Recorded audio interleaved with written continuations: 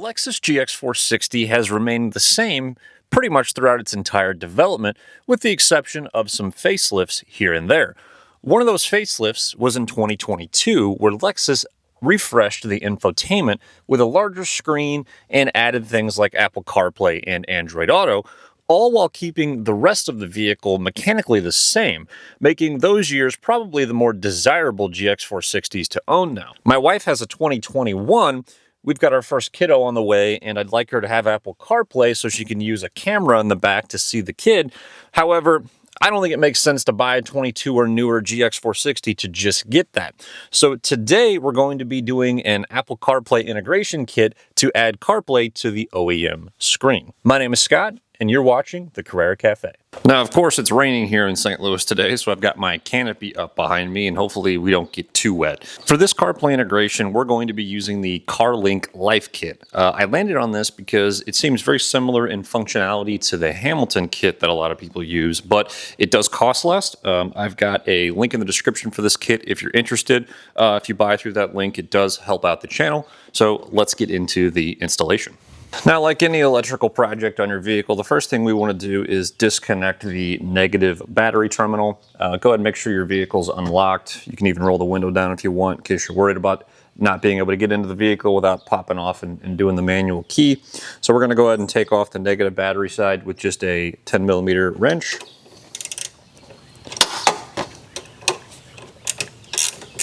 Go ahead and slide that off the terminal. I usually tuck it down on the side somewhere just to make sure it doesn't accidentally make contact. First thing we're going to do is remove these side panels, and you can kind of pry from back here. Don't need any tools or anything. And then you can set those off to the side. Again, on the driver's side.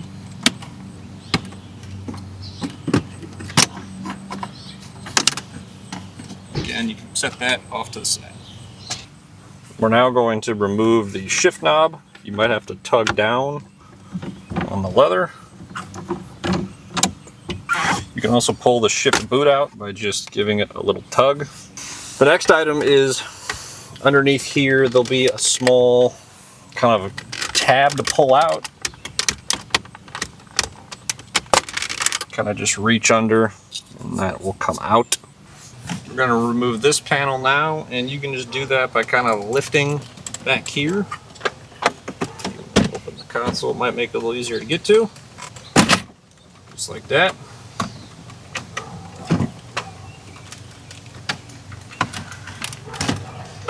And now you can see it comes out. There are a few connectors on the underside that you're going to want to reach under to grab. There's a gray one underneath the cup holder here we're going to take out. And there are 3 white ones in front of the shifter. Again, these are real easy, just pinch them and slide them out. And you should get enough room to wiggle this thing out past the shifter. And you can now set it off to the side. If you want to take it all the way out, there is a connector back here. Set this thing aside. Next thing we want to do is grab a 10mm socket with an extension, and there are 2 bolts on each side that we are going to remove.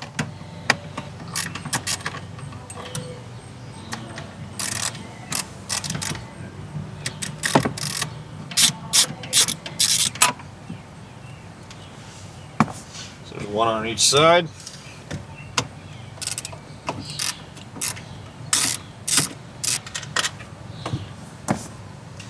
And then 2 down on the bottom here.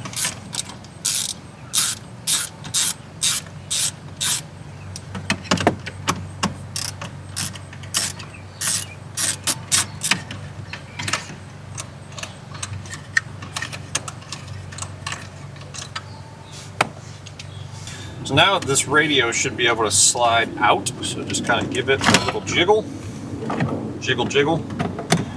And this is where you're actually going to want to go get some type of thick towel to put over your shifter, just because you don't want to scratch the front of it. Put a nice thick towel over the shifter just so you don't damage anything there, and continue to kind of wiggle this out.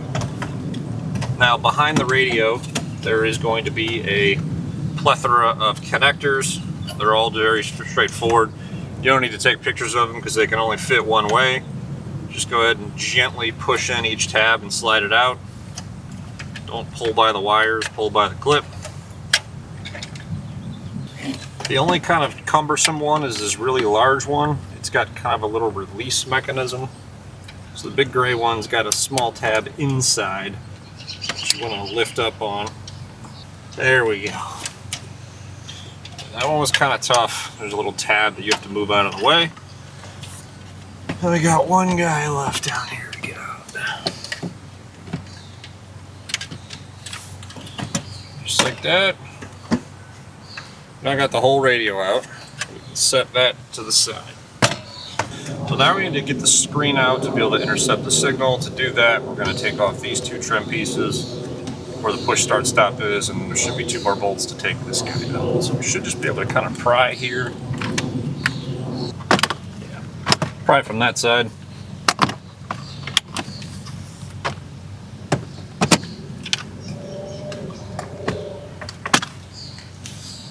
And set that off to the side. Now the vent should come off as well. Again, just by prying.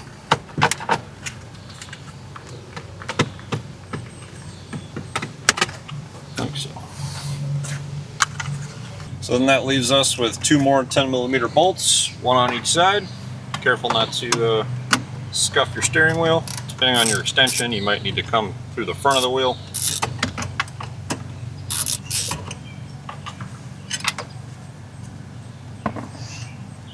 Those bolts look to be the same as the other 4 we took out, so I don't think there's any harm in mixing them up. And now the screen should be able to slide out. Just like that. And again, if we reach behind here, you will have a few connectors. Depending on if you have the 360 camera or not, you might have less than what we just took out. And we've now officially taken everything out of the car, and the box that we're installing is going to intercept and sit between these items, so we'll go look at how to connect that next. So this box is going to sit between your screen and the radio to add in the Apple CarPlay. There's really just 2 harnesses. You've got these guys over here, which run the video and the signaling. This main harness here runs power and all the other audio. There's actually a lot of things in here that do not get used, just because your vehicle's already got a backup camera and things like that. Really the only thing we're going to end up using on this harness is the USB for wired CarPlay, and then this is the primary harness. So we're going to connect everything to this box. I'm going to kind of show you how it connects here before we do it in the vehicle itself so you have a better understanding. I have not adjusted any of the dip switches on here, but the video cables, they are color coordinated. So we got blue going into blue, got magenta going into magenta, and essentially these wires are what's intercepting the video feed between your screen. So this connector is actually going to plug in behind your screen. You can see they match up here. Blue going into blue. This will go into the car. On the harness side, this is the big harness that intercepts the back of the radio that we've played with before.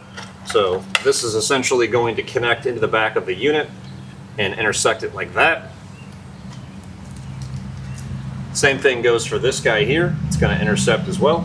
So these actually get plugged into the box here. And again, they can only fit really in one way. And we've got this connection going in here for the USB. It's labeled on here as USB. Now I did notice these are a pretty snug fit, so kind of got to push to get them to click like that. Same thing for this guy. Give it a nice snug push. And that's really all the wiring we're going to do out here. As I mentioned, I'm only plugging it into these units to show you what it looks like outside. 2 separate sections. It'll look like that. So we're going to go feed this through the vehicle and then slide these components back in. Alright, so the first thing we're going to do is try to find a home for this little box and kind of fish some of the wires up and down. The radio takes up more real estate than the screen, so I think our best chance to hide this box is going to be probably putting it up here. It's important to not block your vents, but I think this is going to be, yeah, kind of tucking it up there. It's probably going to be our best opportunity. So once you've got that kind of tucked up there, I'm going to feed these down under that kind of crossbar. And then we're going to do the same with everything except this USB. We're going to set this USB off to the side because ultimately I want to try to get this into the glove box to make that a little cleaner. So we're going to set that off to the side for now. Get these kind of unused wires out of my way from the unit that we're not using. Kind of just put those down behind. And then now we're going to need to feed this harness down back behind it as well. Just like so. So there was a small panel inside the glove box that I was able to pull off. And once I did that, I could kind of do a little fishing here. This will probably be the hardest part of this job, I think. Kind of fishing to get the USB through it. I was able to feel it with my finger here. There we go. Make sure it's not sucking back any of the other wires. And now we've got the USB over in our glove box. And I'll just kind of pinch this cover back in. It's just plastic, so it was able to pinch back in with the connector. So we're going to start by putting the screen back in. So we're going to connect the original screen components minus this blue cable. This blue cable is getting replaced by our new blue cable because that's how we are intercepting the video feed. So we've got the one coming out of the car going in there. And then the one that's going to go back into the screen is going to be right here. So now this can go into the back of the screen. You can see that's going to line up here. And essentially that is what's allowing us to intercept our video. And that's the only thing we're going to do on this part of it. So we're actually going to go ahead and connect the rest of the display back normally. Just make sure before you do this that you've got the rest of your wires shoved down the bottom so you can still get to them. And again, make sure there's no wires kind of in front of that cross membrane before you slide this guy back in.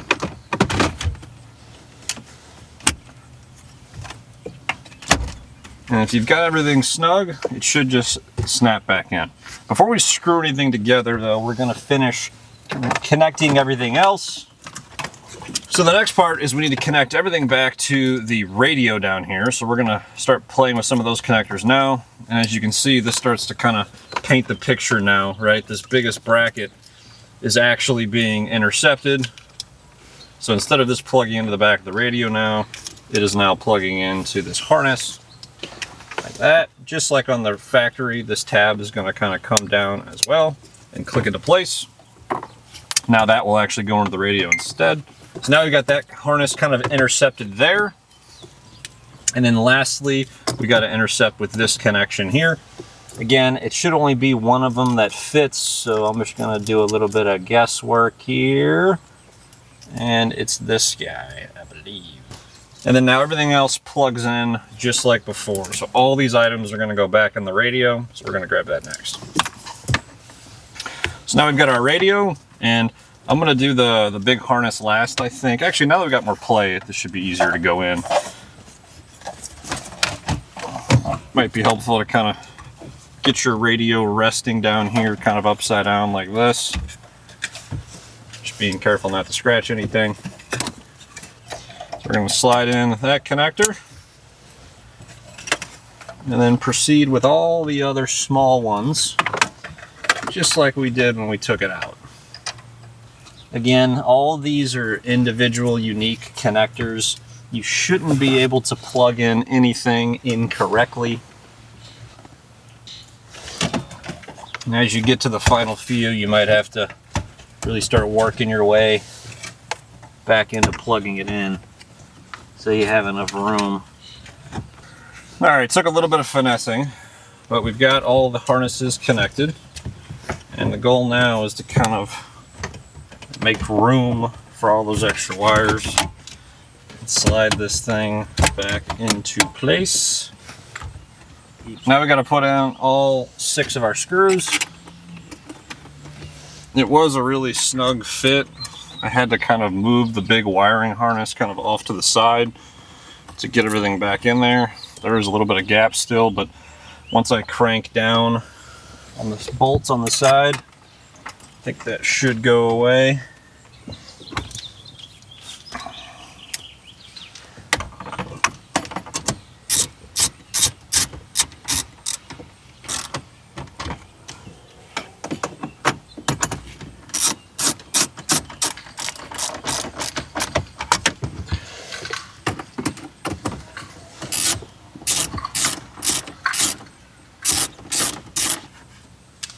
All right, now we've got that bolted back on. We can put our push to start back. Reconnect that guy. Make sure it's seated all the way. Just kind of put a little pressure around that. We can now put it back on the air conditioning vent. And again, that's just all light pressure.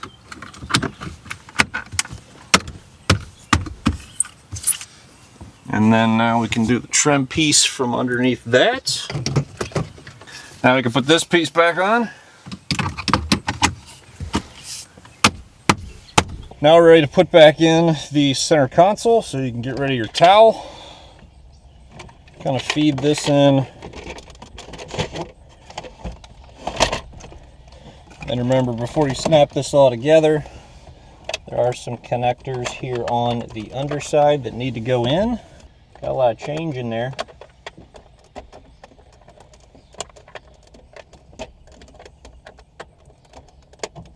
Triangle's probably not going to be any good.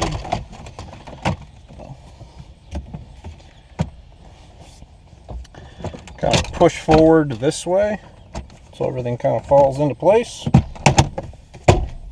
And start clipping her down. I found that it was easiest to start back from the center console and make your way forward. We're going to slide this guy back forward, just like so. We're going to put our shift boot back on.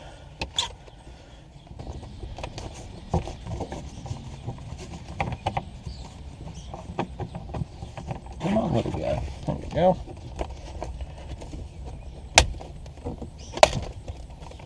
Alright, now we can put the shift knob on. Righty tighty. Lefty loosey. And then you can slide up on that to reconnect it. I'm going to put the car in park so it doesn't bark at us when we start it. Now we're going to clip on the side panels.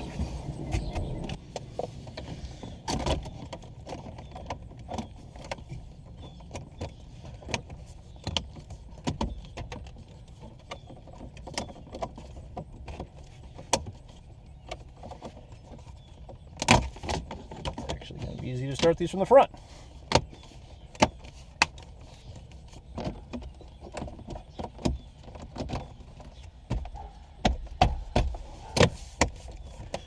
All right, just like that, we're going to reconnect the battery and start it up. Now, I don't know why, but it's common when you start these GXs, if you disconnect the battery, that they immediately die. Didn't this time. If it does, it's normal, just start it again. And now our CarPlay should come to life. Try holding home. Holding home is the button. And now we can come in here and set up our Apple CarPlay. I'm going to go to CarPlay. So it looks like it might have automatically just shown up in Bluetooth. Yep, it's asking me to confirm the pairing. Allow my contacts to sync. And look at that. Apple CarPlay and our Lexus GX460. That's it. If you guys would like to buy one of these kits, I'll have a link in the description below. If you purchase from there, it does help out the channel. Look forward to seeing you guys on the next one.